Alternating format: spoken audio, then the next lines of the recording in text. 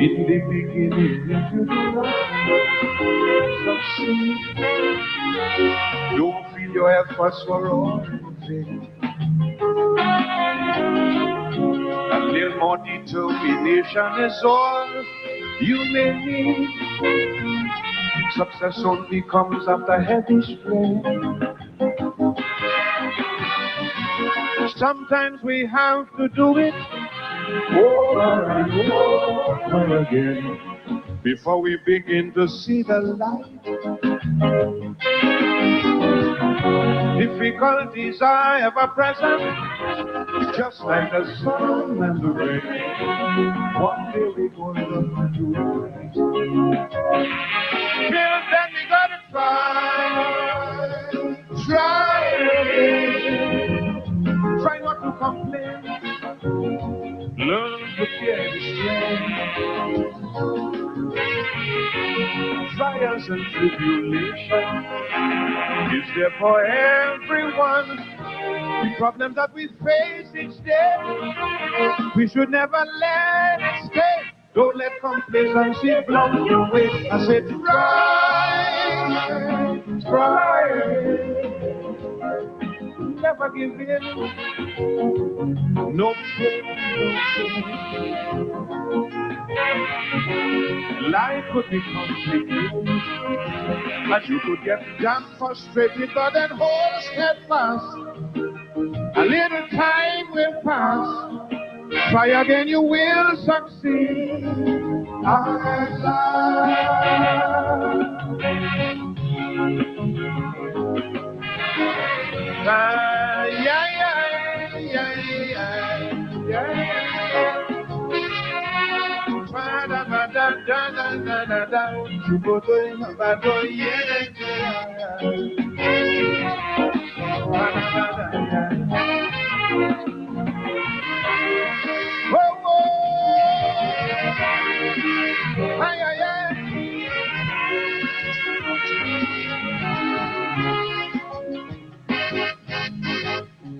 Do not exclusively, but especially the young.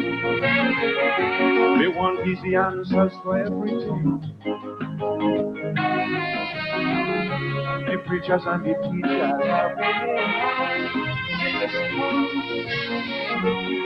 oh, what a job they have explaining. Showing the young people how they must persevere more and more. Convincing them life is hard, but it's sweet. Self-discipline and application is the key to be gone before they could relax on easy street. Till then you gotta try again. Try not to complain. Learn to bear the strain. Life is what you make of it. Stop telling me you can't do it. Destiny is in your hand, totally at your command. The only thing now is you to understand. You must try again. Never give in. No pain, no pain. Stand up erect, don't falter. Like the rock of Gibraltar, yes, be courageous. If necessary, be audacious. In the end, you will succeed. Allah.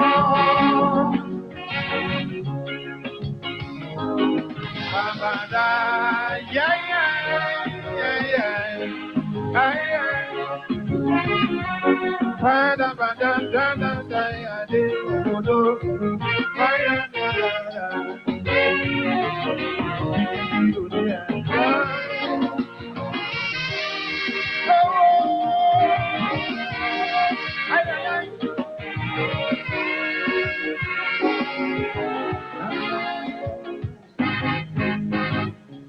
Children today, some of them just go, some of them don't. How they go into school merely for fun. Some of them may even have a book in their bag. Security guard catching them with guns.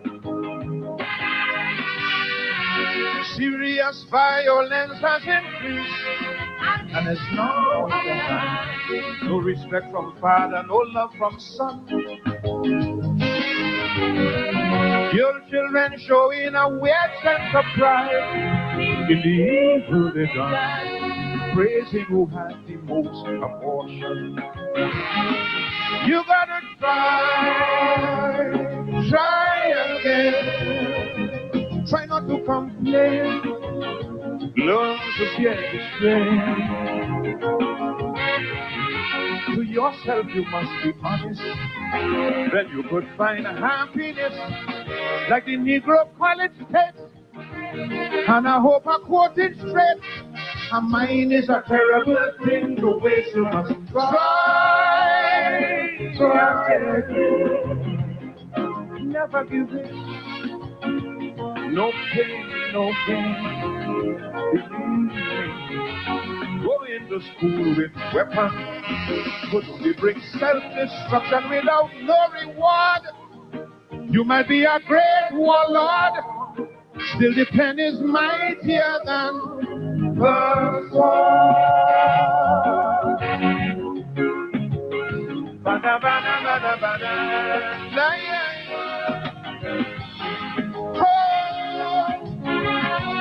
Bada bada ya da da da, juki do de de abado, kidi di bada. Odu bondoi de bada de da. Ay ay ay, mami oh.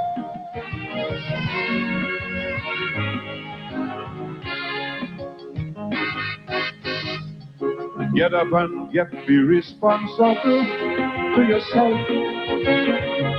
Stop acting like the world you are living.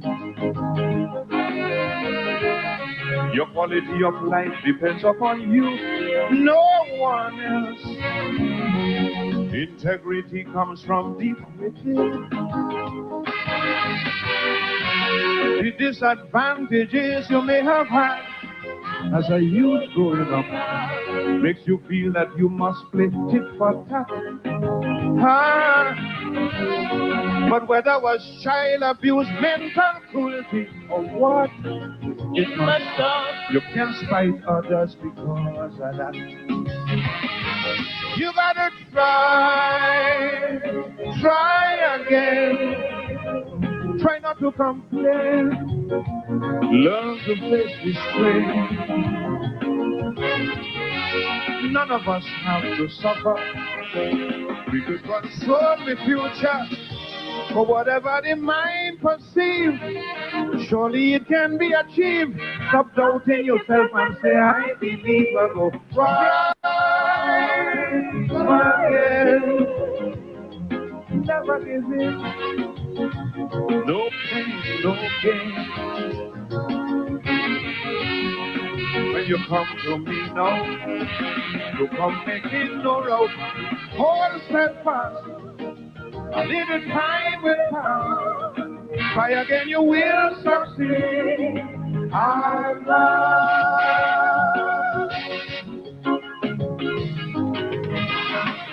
Da da da da da da.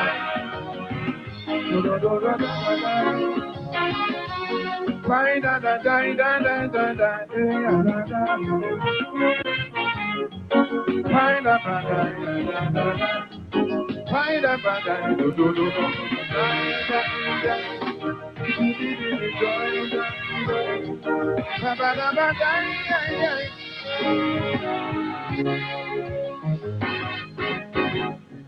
Certain Calypsonian couldn't make it to the show. How they didn't qualify, we don't know. But anywhere you pass, you hear people calling, no. How to be treated, little good Allen soul. After he captured the hearts of all the people, young and strong, the selectors, they still leave him out.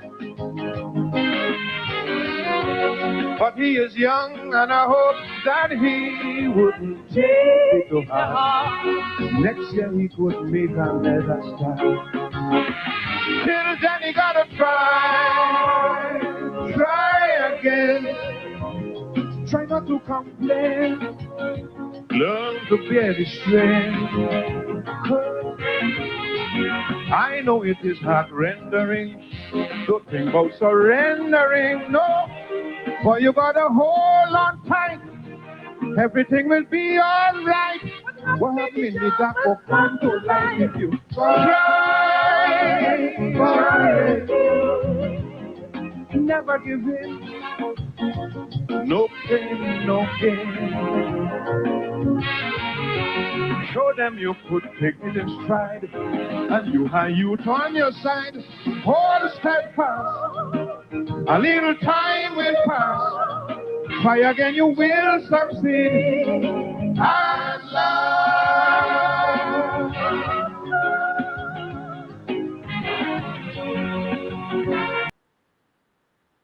The one and only mighty, mighty Sparrow Slinger Francisco, giving us some optimism there. Try again. Try again until you succeed at last.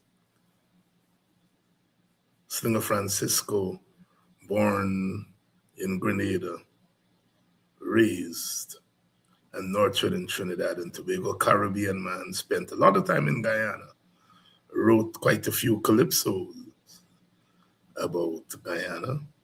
The old timers, Keith Beresford, old time DJ. Well, a DJ is never old time DJ. Keith was a DJ back in his time in Guyana, I understand. And that explains why he understands the music.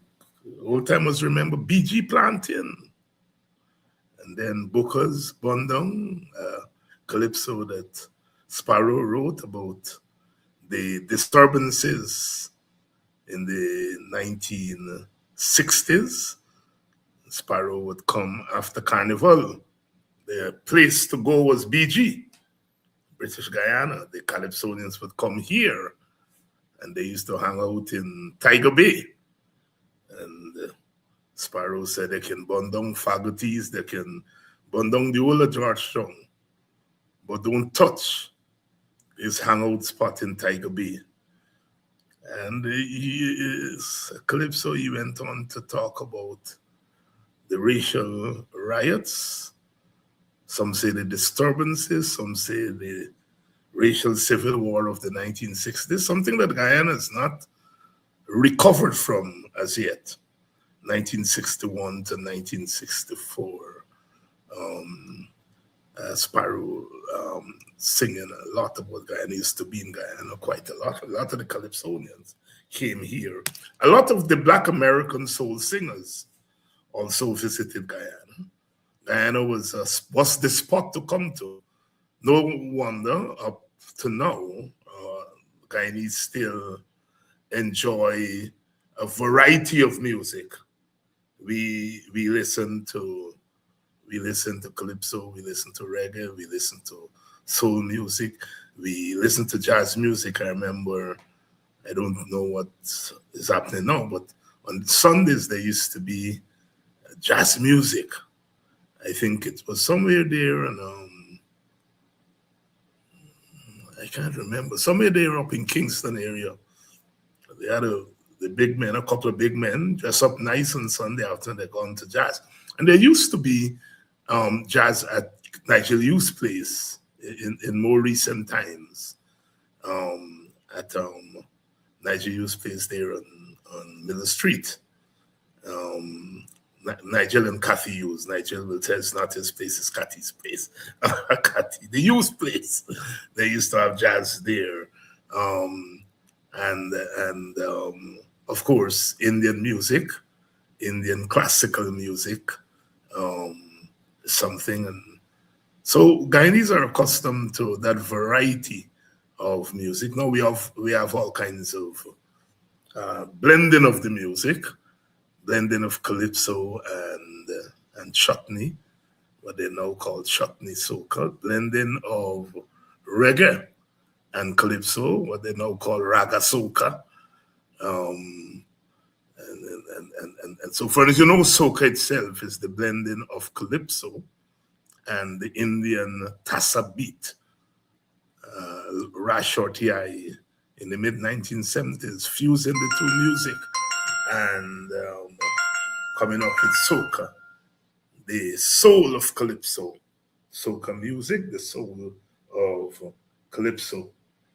So quite a musical, tradition we have here in Guyana and the rest of the Caribbean. Of course, our steel pan music, steel band. The steel pan is the most recent musical instrument created in our Caribbean, in Trinidad and Tobago. The instrument made out of oil drums. The Trinidadians, especially the fellows up there in Laventille, figure out that if you put heat to the drums, you could produce an instrument. What creativity! What creativity! Good evening and welcome to Politics 101. The mighty Sparrow bringing us in with some optimism. Try again. Try again. If you try, you will succeed. And we are going through that period when we have to try again. We have to keep trying until we get it right. We are on a journey. And every time we think that we are closer to the promised land, we have to continue to press on, because there are forces that are pushing back even as you are pushing forward. And we're constantly having to renew our commitment to the struggle for justice and peace and equality. As you all know, this weekend we laid to rest Dr. Rupert Rupnarine, WPA co-leader and national leader. Quite an outpouring there, and causing those of us, his comrades, his close comrades, many of whom were there, Rupert, as these leaders do when they pass on. They bring us all together from our special interests into the national interest. And on Friday night, the WPA, along with Friends of Rupert in Buxton, will be holding a night of celebration and reflection on the life of Dr. Rupert Rupnarine. He spent a lot of time in Buxton, spent a lot of time in the African Guyanese communities. And as I said in my tribute to him on Sunday, that if it is possible to transcend the race, Rupnarine is one of the few persons that I have known who, in public life, who is able to transcend race. And he didn't transcend race by ignoring it. He was quite conscious of race. But I would think that he avoided the extremities, the extreme of denial. Some people deny race, and so they're able to ignore it because they deny it. And some of us, because of historical duty, we have to confront racism, sometimes on a daily basis. Rupert didn't have to confront racism in that direct way on a daily basis, but he didn't ignore it. And so he was able to carve out that ground in which he transcended race. What was important was his political personality, and the political is sometimes the personal. The way in which he was comfortable among Black people. And I think for me, that is the greatest test of whether one is multiracial or not. Are you comfortable among those of the opposite race? Are you prepared to understand their problem, their pain? And I think Rupert understood the African pain. I think he got it. He got it. And so when I talk about transcending race, that's what I'm talking about. The ability, he got it. A part of the problem in our country today when it comes to race is we don't get it. We don't get it. Africans don't get the Indian problem. The Indians don't get the African problem. And all of us, we don't get the Amerindian problem. We do surface, we on the surface yesterday. Lots of young Black kids were playing Pagua. And I think the test is not whether Black kids are playing Pagua. That's part of the test. The part of the test is whether young Indian kids are prepared on Emancipation Day to put on their dashiki and to come out and understand the pain of the African. And I think that's where we have to go if you're going to talk about multiracialism. It's understanding the pain of the other. And that's what I think Rupnarayan understood, the pain of the African, something that cannot be said for most Indian leaders. They don't understand the pain of the African. And so, I was told this morning, I went to the baker shop here in our village to buy some things, and met some young people there. One young man said, Dr. David Hines, the man who is fighting for our people, but our people not fighting for themselves.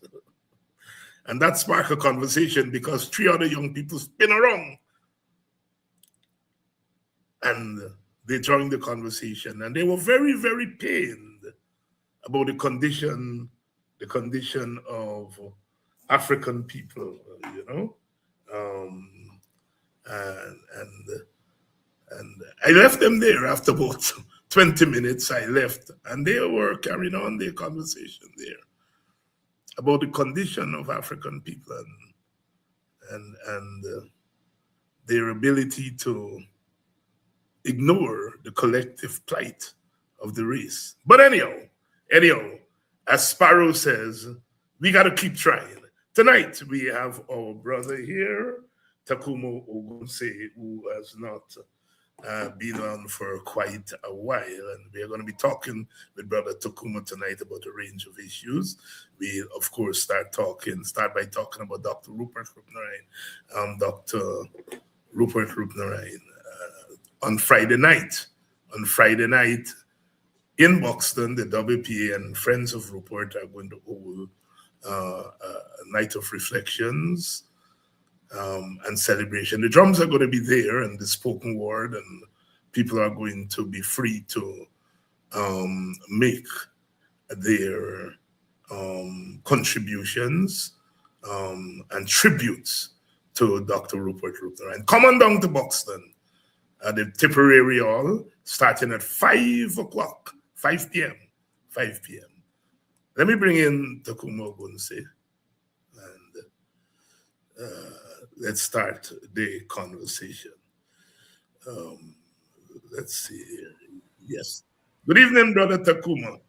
All right. Good evening, Dr. Hines, and good evening to the Politics 101 family. It's always a pleasure to join you and the Politics 101 family. So I'm grateful to be here.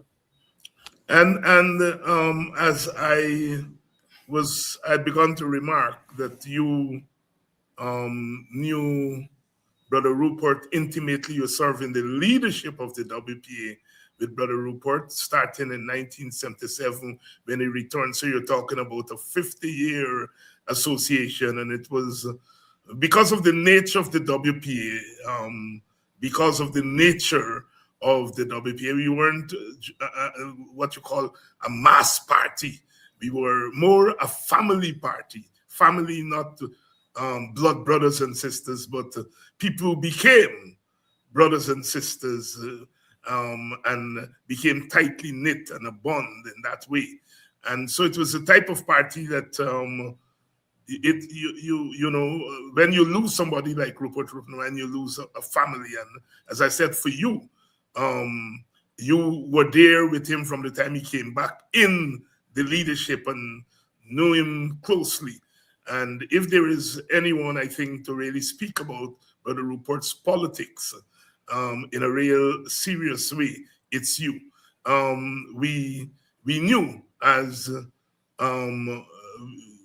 all who were close knew, that Rupert was ailing for a few years, and we knew that this day would come, this time would come, when we'll have to send him home.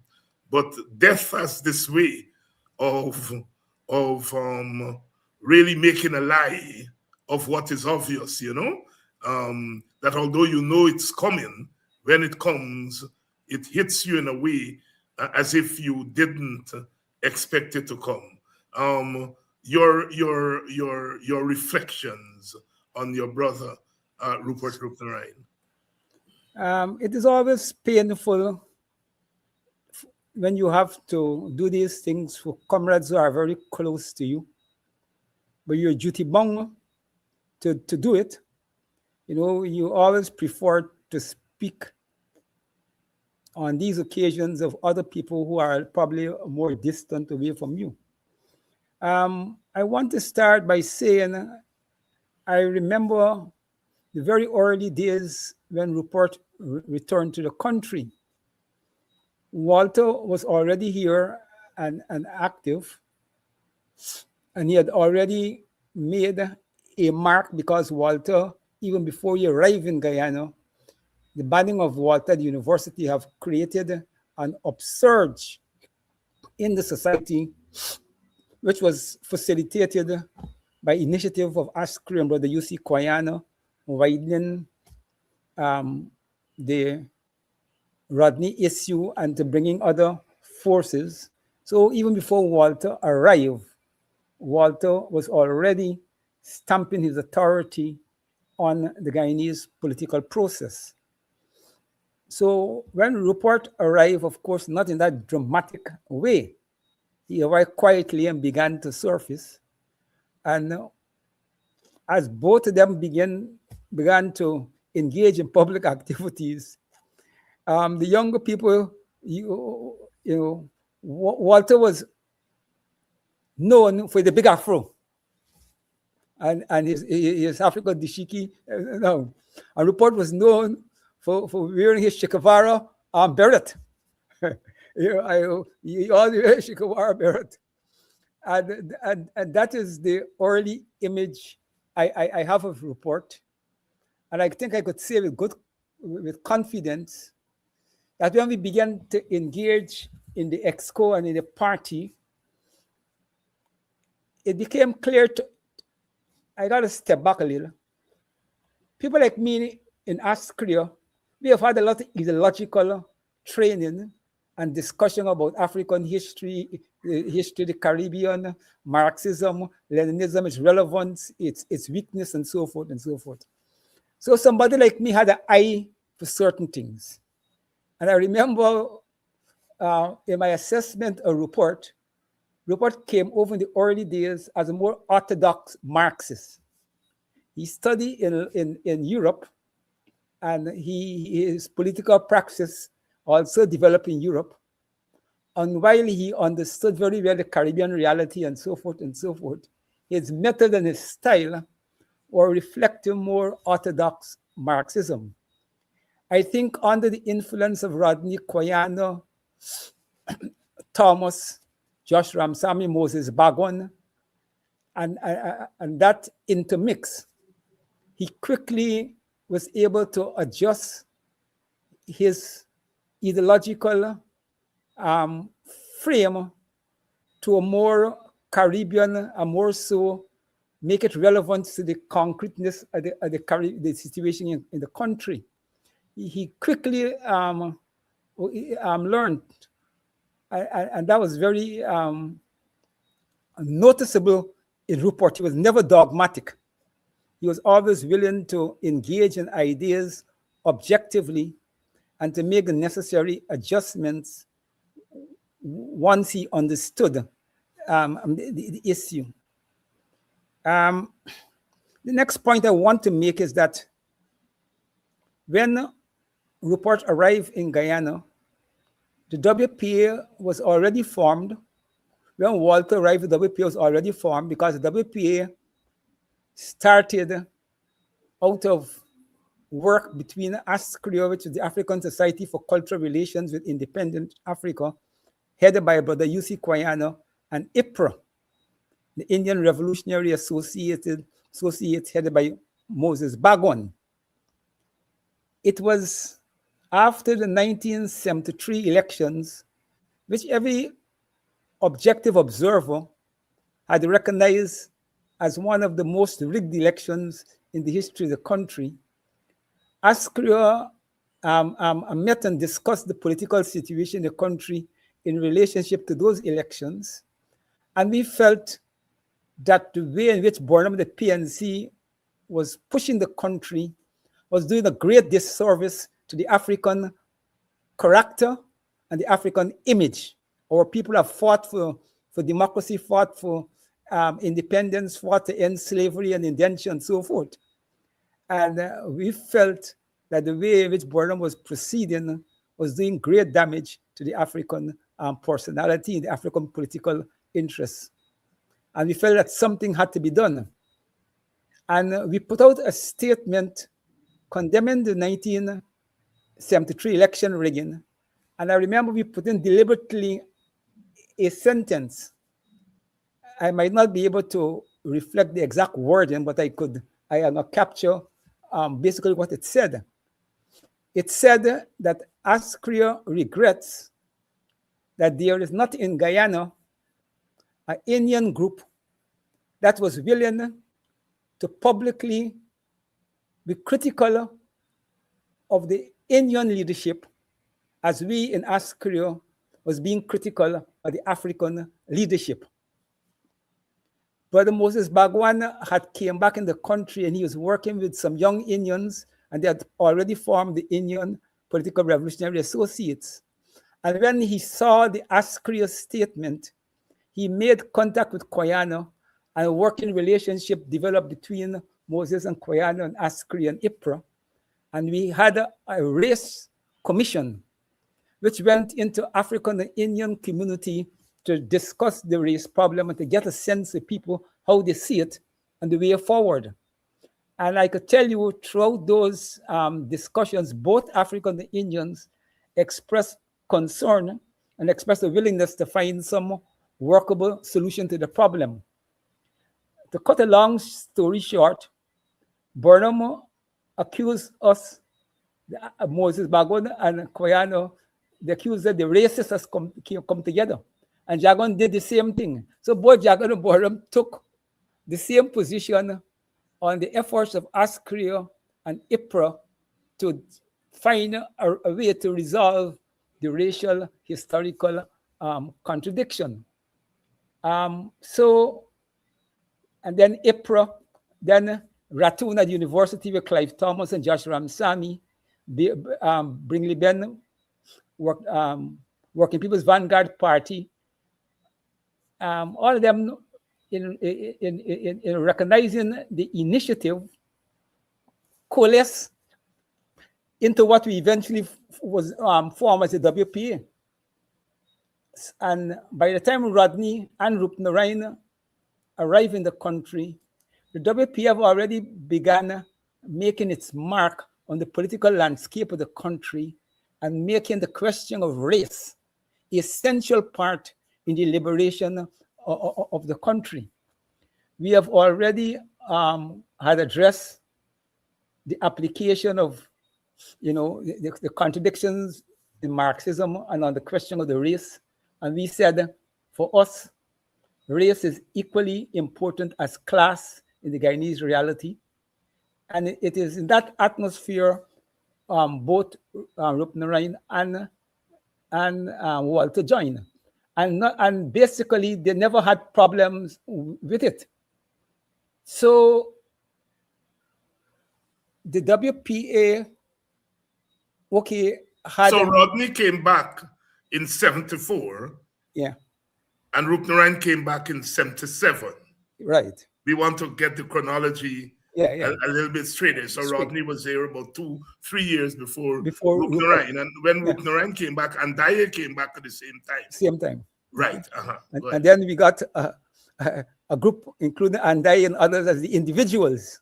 Yes. So you had the constituent groups, and then you had a group called the individuals.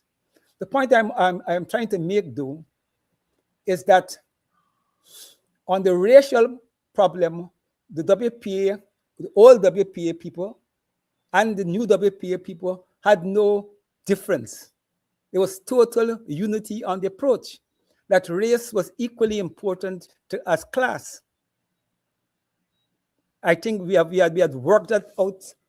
Whatever hesitance, ideological hesitance person may have had initially, we have worked that out and come to a very clear understanding that the future of Guyana will only be meaningful when the racial ethnic groups in the country, given the historical experience, are able to give justice to each and every individual community in order to build unity. We weren't convinced that class unity was sufficient a quality for national liberation. We felt you couldn't get national liberation unless you address at the same time the race issue. The race issue.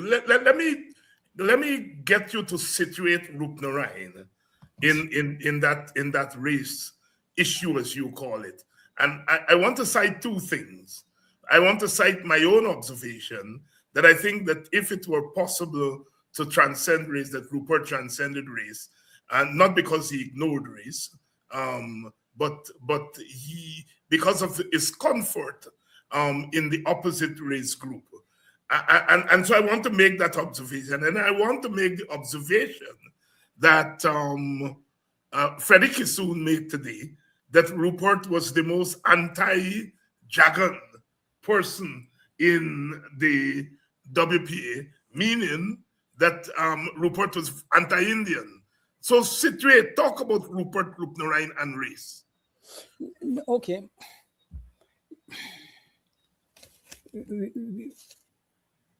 I want to point out that Walter only probably dealt with the Guyana situation for probably 4 or 5 years. He came in 6 years, 74 to 80. 6 years, about 6 years. Yeah. Rupert dealt with the Guyanese situation for almost 45 to 50 years. So it's a big gap. So in a real way, Rupert played at a day-to-day basis, a more profound role in what WPA would eventually became, and whatever progressive achievement the party and the country made in terms of progressive politics. Rupert had a longer praxis than Walter. Now, when you look at to Walter, Rupert was to the Africans what Walter was to the Indians. When the Indians community was under what they claim and what was a general consensus that their rights to the voting rights was took away from them, and they're under repression by a government headed by a black political leadership, and there's a sense of Indian ethnic oppression. When Walter came back and Walter began fighting for Arnold Rampersad and WPA, and fighting with WPA in defense of Indian interests, Indians saw Walter Rodney, okay, as a reliable ally in their struggle for their liberation, or what, however they wish to describe it at the time. Once Walter was assassinated, Rupert became what Walter was to the Indians, Rupert became to the Africans. Having lost Walter, because the two of them was the two major figures in the period of the Civil Rebellion and that high period of WPA's rise and political engagement, they were the two symbols of that movement. When Walter died, Africans began to look to Rupert the way Indians were looking to Walter when Walter was alive. And in a real way, Africans saw Rupert as a reliable ally. And the Indian detractors, like the African detractors who were accusing Walter of being anti-African and because he fighting Burnham and not looking after the interests of your own ethnic group, Rupert suffered the same criticism by the Indian detractors that he's not looking after the Indian interests, and he become, one of them describing as a confused Indian. So he came under that tremendous pressure. But Rupert... But was that true? Was it true that he did not look after Indian interests, or he did not see himself as Indian? No, that's not true. In fact, I didn't even want to give precedence to that because that's not true. Well, you should, because there is almost half of the population which is influenced by PPP propaganda and would hold that view, very strongly. So you should deal with it, I think. Yeah. We should deal with it, Yeah. Rupert was always proud of his Indian ancestry, and he always see himself as an Indian. He didn't have no problem there, but he also saw himself as more than an Indian. He also saw himself as a national leader, and he also saw himself as a person who have committed to a politics of reconciliation and a politics of national unity and so forth. And as I said, because his praxis was for 45 years, a lot of what he believed or he didn't believe was more noticeable in the country. If Walter lasted for 50 years or 45 years, the Walter that we know from the beginning will hardly likely to be the Walter at 45 years onwards. You would have had a better understanding of the profound position of Walter on all of these questions. But his was short-lived. Now, Rupert did a great service to the Indian character in the country. When Walter got killed, assassinated, he was under tremendous pressure, both from family abroad and people and friends, and even in Guyana, to leave the country, because Guyana had become a dangerous place. And as a human being, he must have had to reflect upon that. But ultimately, he had to make a decision. And he took the decision that he had to stay, not only because of his commitment to Walter and the WPA, but how it would have looked that as soon as a major African figure in the revolution get knocked out, he, the Indian, ran away. And he refused to run away. And in so doing, he struck a very important legacy for Indian politics and Indian leadership. And he was the center. It's around him a lot of the young Indians who joined the party, and a lot of the young Indians and the Indians generally around the country who rallied to the WP at various times. He played a very major role in that development. And he did it consciously. He did it consciously. He knew what was his role. So Rupert cannot be accused of not being committed to Indian interests. He understood Indian interests in such a profound way that he knew that there could be no genuine Indian liberation without the liberation of the African people and the Amerindian people. You see, a lot of people believe that ethnic interest is a trivial matter. It's just a partisan matter. If my party is so-called black party and I lie to my party, if my party is an Indian party and I lie to my party looking after Indian interests, and if I lie to the African looking African interests. That is the superficial understanding of African interests. The African and Indian interest is rooted in the historical contradiction that the community face individually and collectively. And the test for it is not whether you're loyal to your party.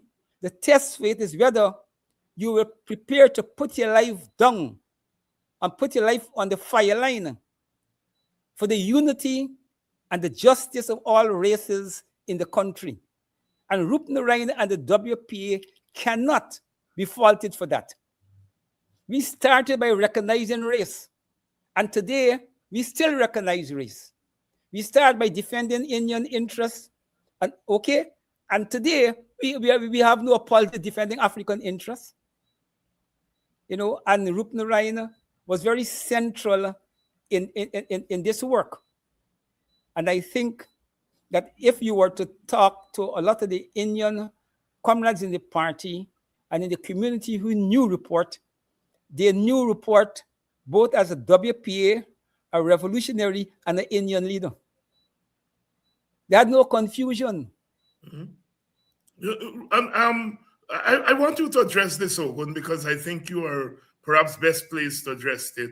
As you know, I spoke for the party at the funeral on Sunday, and towards the end, I broke down and began to cry.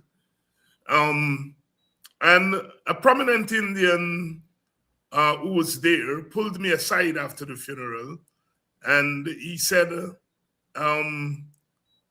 he's glad that we have captured the funeral for history, because for him, the highlight of the day was perhaps the blackest man in Guyana weeping for an Indian man.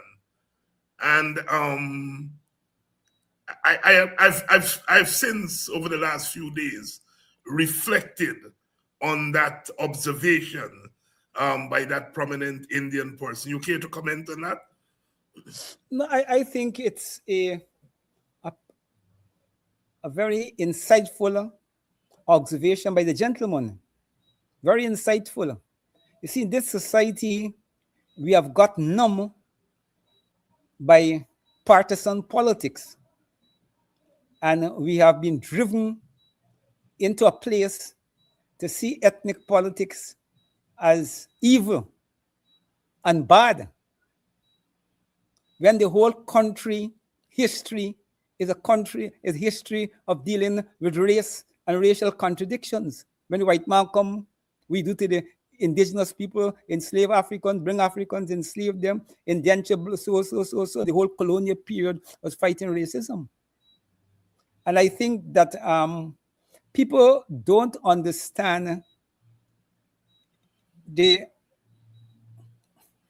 comradeliness and the brotherliness that is knitted among WPA people who was in the struggle from the early days. Because, today politics is about money and position, corruption. In those days, politics was commitment, ideology, conviction, a willingness to put your life down, a willingness to go into prison and serve time if necessary with dignity for the struggle.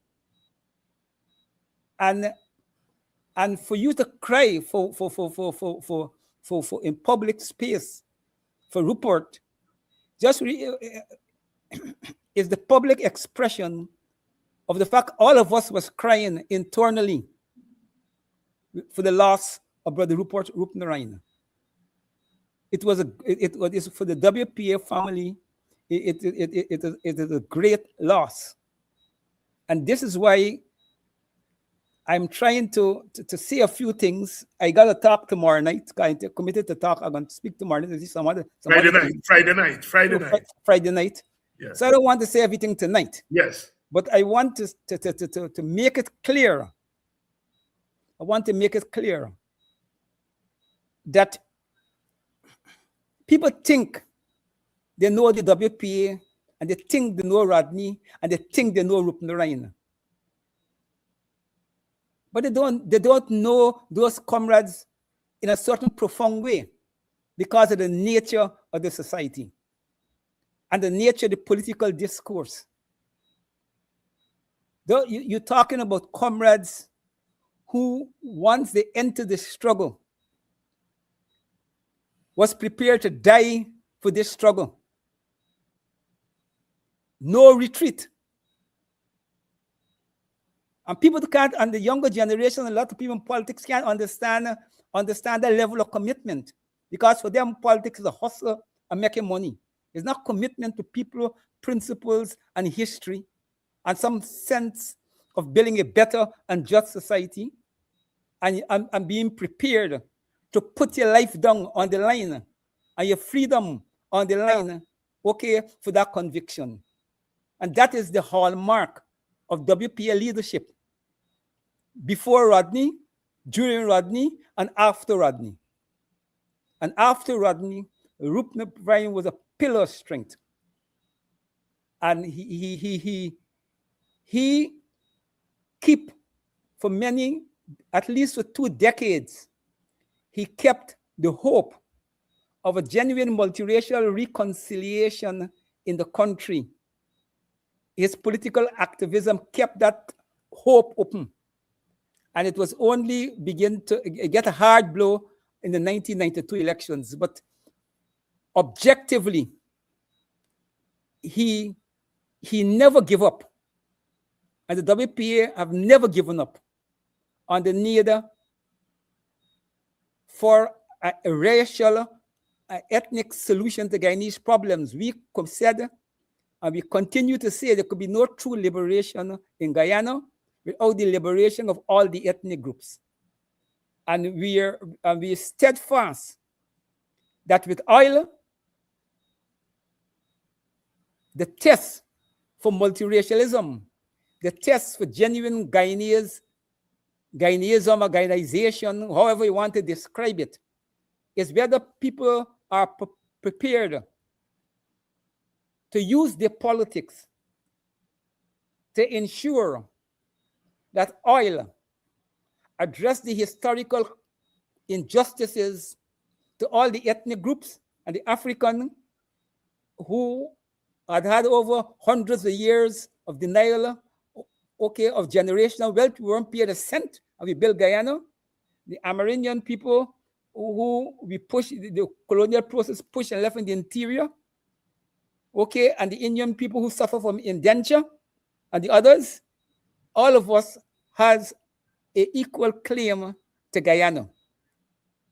But all of us have consequences of history and the damage of history that is disproportionate.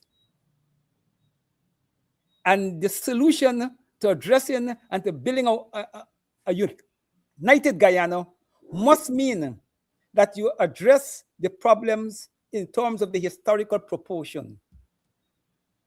Brother Tacuma Ogunseye, co-leader of the WPA here tonight, reflecting on the life and and times of Rupert Rupnarain.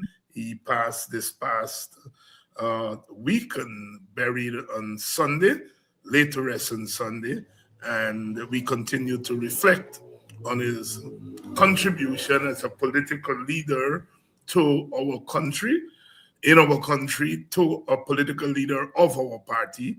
On Friday night, we will continue the celebration of his life with a night of reflection and celebration in Buxton at the Tipperary Hall Friday night. Friday evening, starting at 5 in the afternoon. All are invited. Please come. It will be a cultural event with a political flavor. If you have something to say, you have something to sing, you please come and let us celebrate the life of this phenomenal leader who has passed on. Tacuma Ogunseye, who has served in the leadership of the WPA with him for almost 50 years, is here speaking tonight. And as Tacuma said, the qualitative difference was that we who rallied around the WPA, we were prepared to die for what we were doing. We were prepared to give up our liberty. And many of us gave up our liberty. Tacuma and myself spent years in prison as very young men. Others did. Others paid the ultimate price with their life. Rodney, O'Heaney, Coama, Edward Dublin, and so forth. And this was not only echoed by us, it's not been only echoed by us, but one major political leader came up to me, as Brother Ogunseye mentioned to you. I think you saw when that leader was speaking to me. And the leader said that they had intended to spend just a short time and to leave to go up to the Mashramani in Linden. But they quickly realized that they were in the presence of something that was qualitatively important and that is not being replicated in the same way today. That commitment, that bravery, that sense that this was not just something where I am going to go into parliament or I'm going to get some money, but committed in a way that you are prepared to pay with your life and your liberty. And the question that leader raised with me, is it possible to replicate it today? I'm posing that question to you, Brother Tacuma. It's a difficult question because they say each generation brings with it its own politics and its own priorities. I want to say that in a big way, we are the senior politicians, I mean, in WPA per se, our impact on the African community, and the Indian community over time has never reached the point of the PNC and the PPP. And there could be no argument that in terms of political parties, the PNC and the PPP had a politics that was shaped the country. And there could be no argument that in recent times, the PPP ran the country from 92 to the present, with just probably 5 years to the APMU. And it is their politics that shape the present generation of young Guyanese. And in that reality, and given the changing dynamics in the world and so forth, I don't know if it may be realistic to expect the younger generation to rise to what we were in the 70s and the 80s. I really don't know. The problem you see, the test for those things is the struggle itself. This is a generation of young people who have never engaged in a major political struggle. If you check the age group of the majority of young voters and young people in this country, African and Indian, they have never engaged any major political, multiracial, or any meaningful struggle in the country. And they're faced with a pervasive atmosphere of deliberate corruption, state violence, and people underestimate what the PPP. There was violence in the colonial state, which we dealt with. There was violence in the Burnham state, which we dealt with. All of those violence had impact on the human psyche and human beings, because that's the natural nature of those things. But the PPP's government that promote extrajudicial killing and the state involvement in that extrajudicial killing has lifted the question of violence and fear in the country to unprecedented levels. And the country has never gotten over that, is not likely to get over that in a hurry. Because to get over that, you have to have a united political struggle of the country, as particularly the two major races, African and Indians, okay, and to allow the state to deal with them equally in the same way that will create the kind of consciousness to get over that fear and to get over that divisive cloud that PPP are placed over the country. So it is hard to predict. But what I will say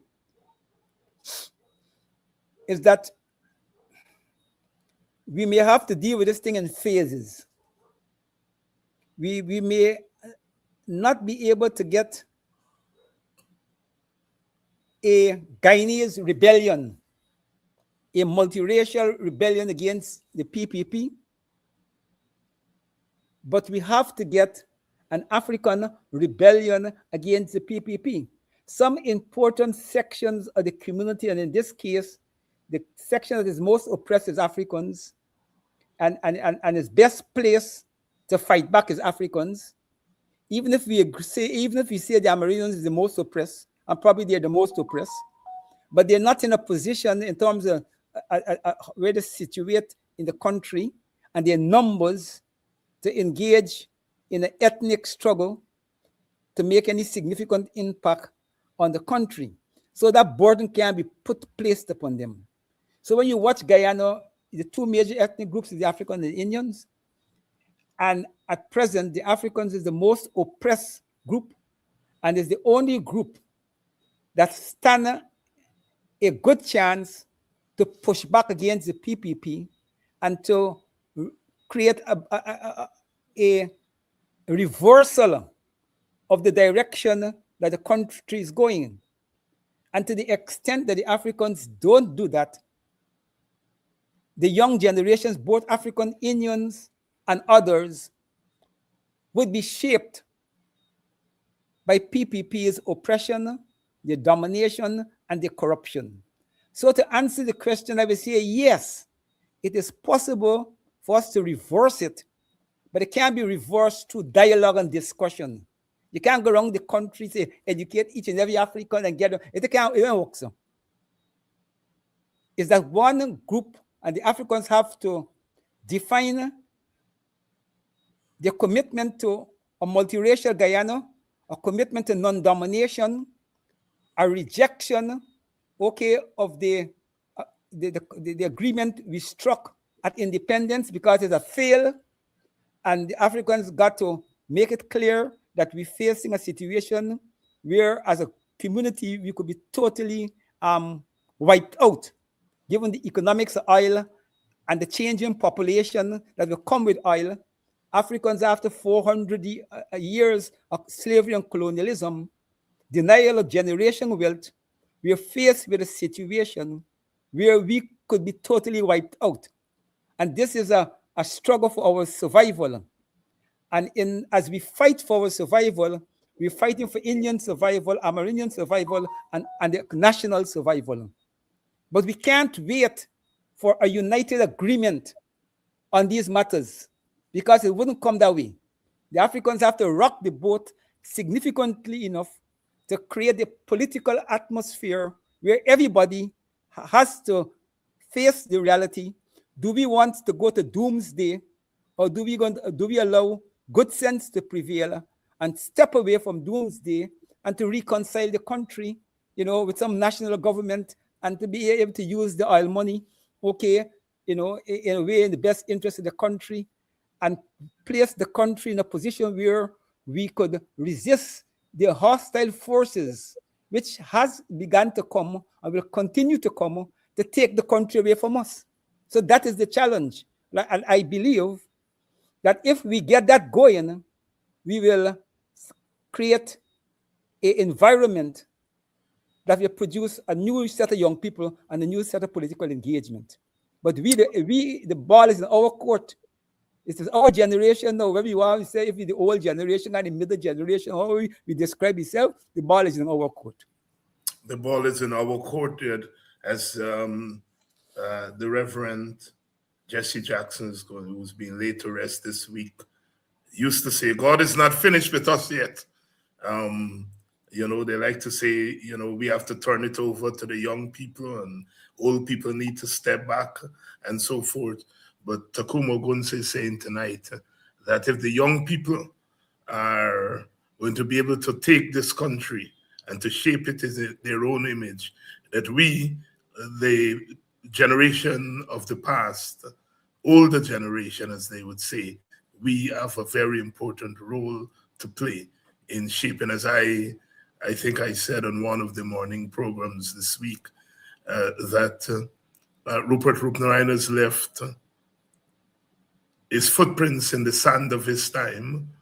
He has left his footprints on the political landscape of Guyana.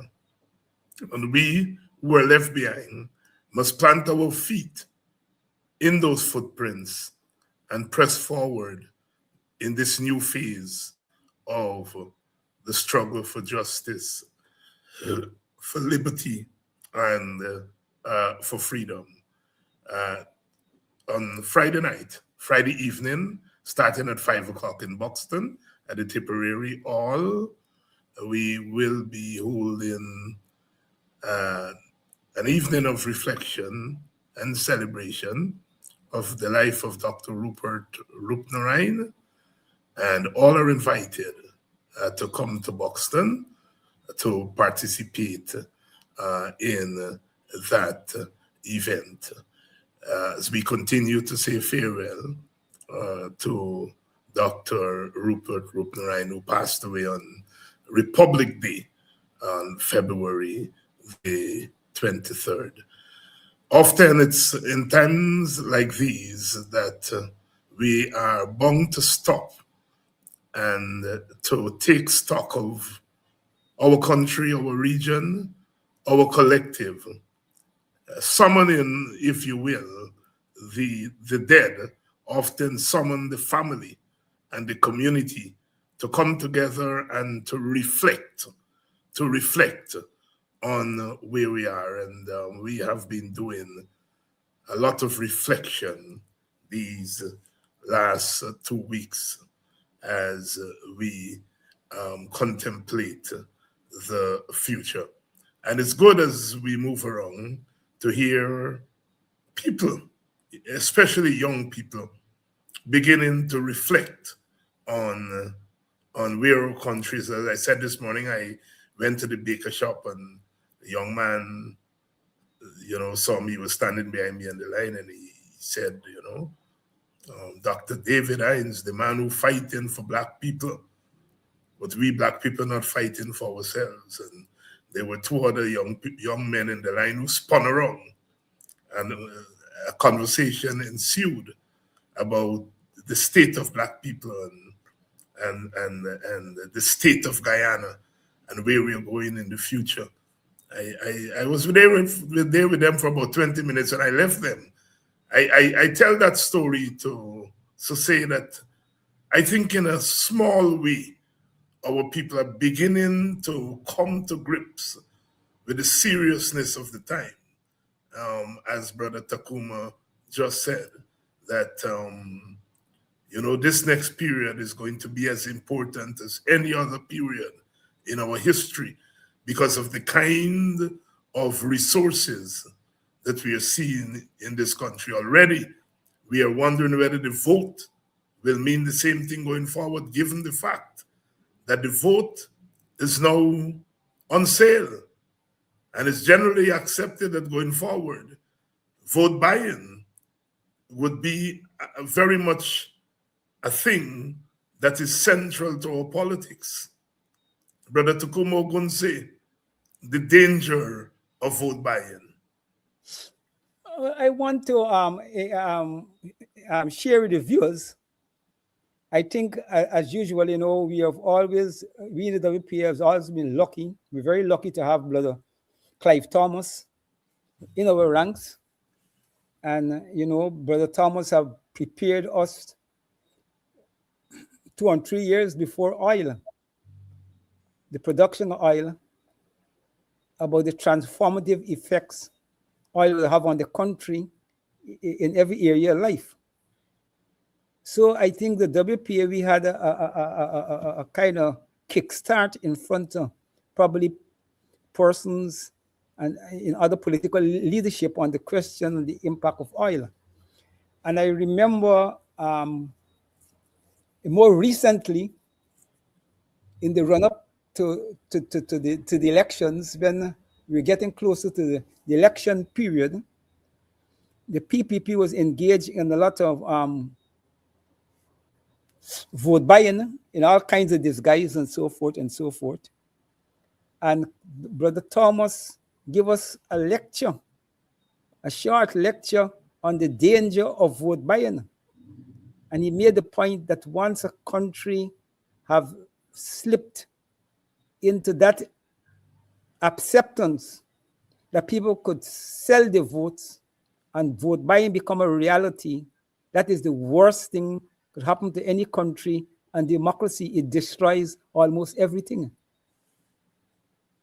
So with those words, and it came from Dr. Thomas, mine, and we know Brother Thomas is very insightful on these matters, and we had embraced it, okay, that one of the worst developments in Guyana is that now we reach a point of open vote buying. And we see vote buying on the basis of the ruling party, and we see vote buying on the basis of a party that had emerged, as a leader of the opposition. So vote buying has become a reality in Guyana. And the danger of it is that it's not going to stop at the local players. External players who will have much more money than local players will enter the equation at some point and use money to buy votes to shape the political reality in the country the way they want it to be shaped in their interest. And because we have got ourselves in this situation where we given acceptability to vote buying, we open the door not only to vote buying by local politicians, but external interests who will have much more money than the local politicians to buy us out, okay, and to shape the politics in the way they want it to go. And I don't have to tell you, external forces don't spend money to shape politics in a country for the local people to benefit. It is always for the external interests. Dr. Rupert Rupnarain will be remembered on Friday night in Buxton at an evening of reflection and celebration. Friday evening, this Friday, starting at 5 p.m. in Buxton at Tipperary Hall. And we're inviting people from all over the country, if you can make it, to come up to Buxton or come down to Buxton. And let us continue to remember Dr. Rupert Roopnarine. Tacuma Ogunseye, who served alongside Dr. Roopnarine for 5 decades, has been our guest tonight. But Tacuma, any closing thoughts? Well, I want to say that we have to use the passing of Dr. Rupert Roopnarine to recommit to what he and Walter Rodney and we in the WPA and the wider Guyanese people were committed to in the early 70s and in the 80s. And that is to end the exploitation of our people and to build a genuine multiracial society that could be an example to the world, that the people who have been victims of European racism and domination could refashion their physical space that they find themselves in and the nation that they claim they want to be, and to fashion that nation based upon a commitment to end the injustices that was created by slavery and indenture and colonialism. And that we, the African and Indian people, has a responsibility to the indigenous people, because the numbers are not, they can't match the numbers, and unfortunately, history has been have dealt them a very bad hand. And until we could create a society where their fundamental interest is recognized and they're given in a real way, both economically, politically, and a equal standing with the other ethnic group, our independence would be meaningless.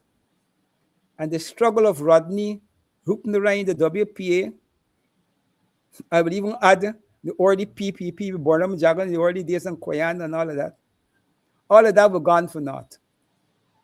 That's my closing remark.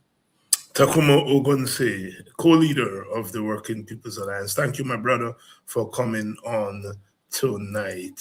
And to you in the audience, always our pleasure, always our debt to you as we continue to witness, as we continue to keep this struggle going, because we are in a struggle. It may not be the kind of struggle where we are on the streets. It may not be the struggle where the country is in a state of emergency by the state, but our country is in a state of emergency. Poverty, denial, alienation are rampant. And now is the time that we have to make a fresh commitment to turning back those ills, straightening the crooked highways and roadways so that we can walk as human beings with our heads high and proclaiming our humanity in a hostile environment that threatens to dwindle whatever little freedom we have been able to achieve. We will continue here to give voice to the voiceless, to give strength to those who are weak,